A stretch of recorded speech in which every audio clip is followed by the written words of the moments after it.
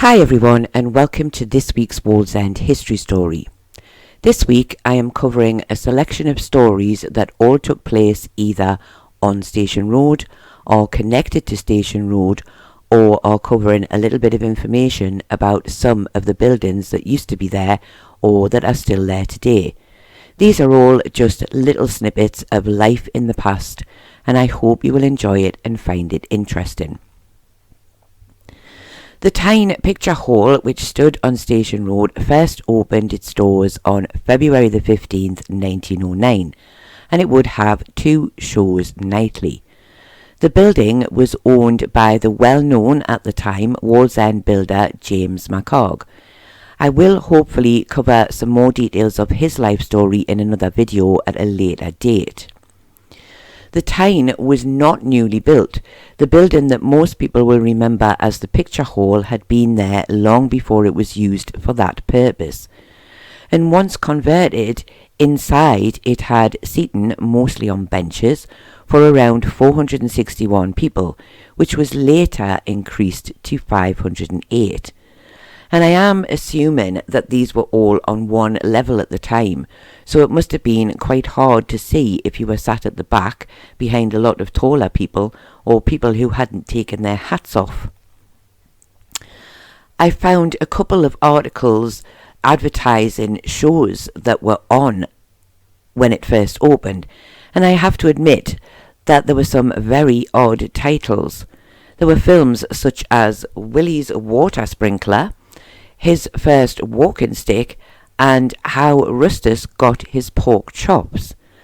And I have to admit that none of these would have had me rushing out to watch, but if you did fancy going, the prices started at 2D and went up to 6D, and I am assuming that the 6D ones were at the front.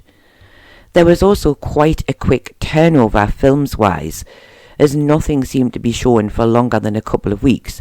So, if you did want to know how Rustus got his pork chops, you'd have to get there quick to find out.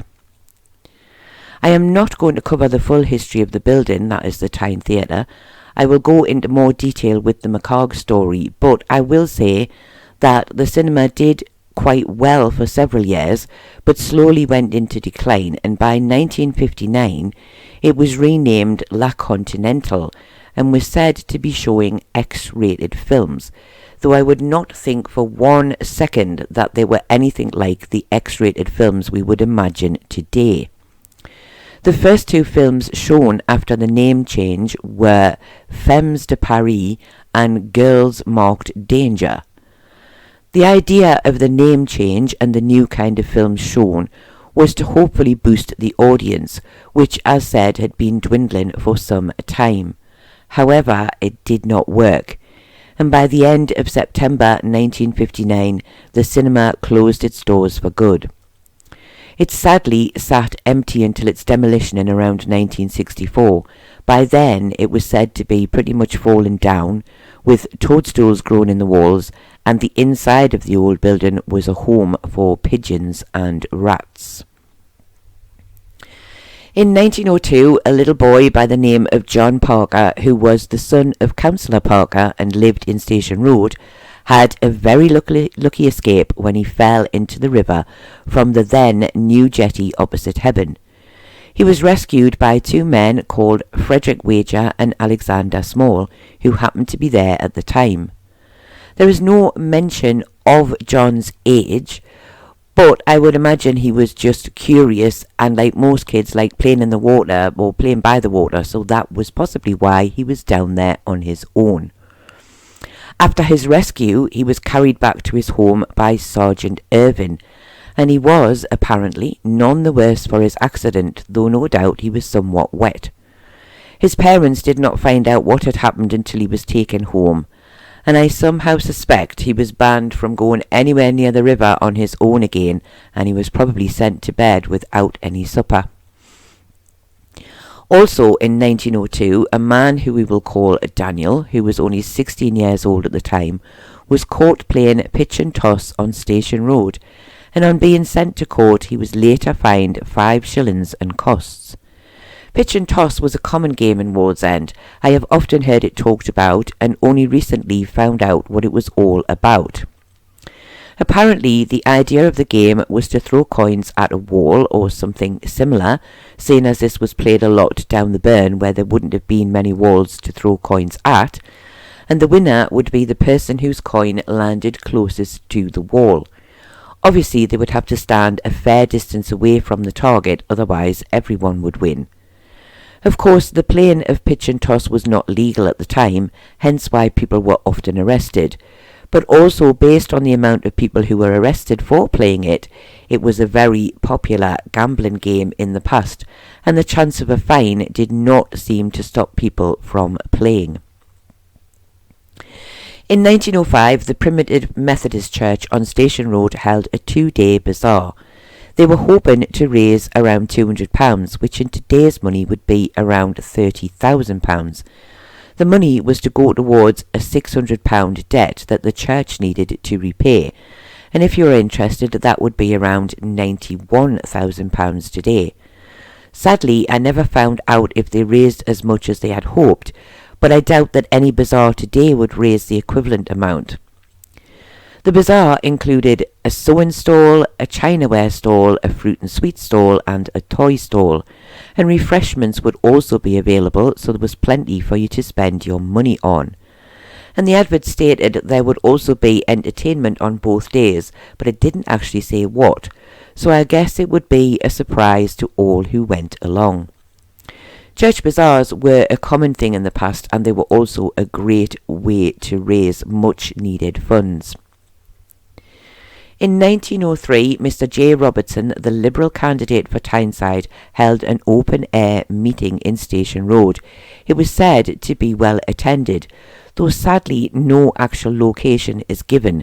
But back in 1903, there would have been quite a few areas of open land still on Station Road. It is quite strange to say that the subjects covered were very similar to those often discussed today. Mr. Robertson stated that he would like to eliminate the House of Lords and that more must be done for education, as the current government had done much to destroy this. He also believed that the promise of giving people old age pensions was nothing more than a fraud and would never happen. On that one, he was wrong, as this would indeed happen in around 1909, when people over the age of 70 would receive between 10 pence and 25 pence a week, which of course was a lot more money then than it is today. However, you could only get this money, apparently, if you were deemed to be of good character. And the meeting in Station Road ended with a vote of confidence in Mr. Robertson, which was, so the paper said, carried with great enthusiasm. In January of 1904, the new Primitive Methodist Sunday School was opened in Station Road. It was said at the time that the land had been acquired for a church as well, but so far only the Sunday schools had been built. The building was built by Davison and Bolam of Berkeley to the plans of Mr. T. Davison, the architect of Newcastle, and it was said to be built at a cost of £2,500. And I am sure that you know what I am going to say next, because I am quite predictable, and that is that today this would be around £381,000. It was stated that on the ground floor there was a large assembly hall where the congregation would worship until the church was completed, and also on this floor were several classrooms. On the upper floor there were infant classrooms and a church parlour. Altogether there would be accommodation for 800 people. Mr. Bolam presented Mr. Little with a memorial key to open the main door, and afterwards a sermon was preached. They then held a tea, which was very well attended, and one thing I know from these old stories, as they certainly liked their tea parties. In 1902, Mr. Murphy found himself in court for not having followed his plans for a building he had built in Station Road. It was, it seemed, a case of the first plans being approved, and then Mr. Murphy had put new plans in, but the council had rejected these, and Mr. Murphy took no notice and carried on regardless. The technical side of this court case went on a little bit, and I was lost halfway through, but in the end Mr. Murphy was fined 10 shillings and 8 shillings and sixpence costs. He didn't, however, have to pull his building down, or at least it wasn't mentioned in the article. I did wonder if anyone knew who Mr. Murphy was and where exactly the building causing all the problems had been. Do let me know in the comments below if you have any ideas. In 1905, a fight took place on a tram in Station Road. Now, the trams did not actually go up or down Station Road, but no doubt there was a tram stop at the corner of the High Street and Station Road. And a man by the name of George was apparently a little worse for the drink, and the conductor, a Mr. Vasey, refused to allow him and his companion onto the tram. At this, George had struck out at Mr. Vasey, knocking him down and causing him some bruising to his ribs and a swelling to his eyes.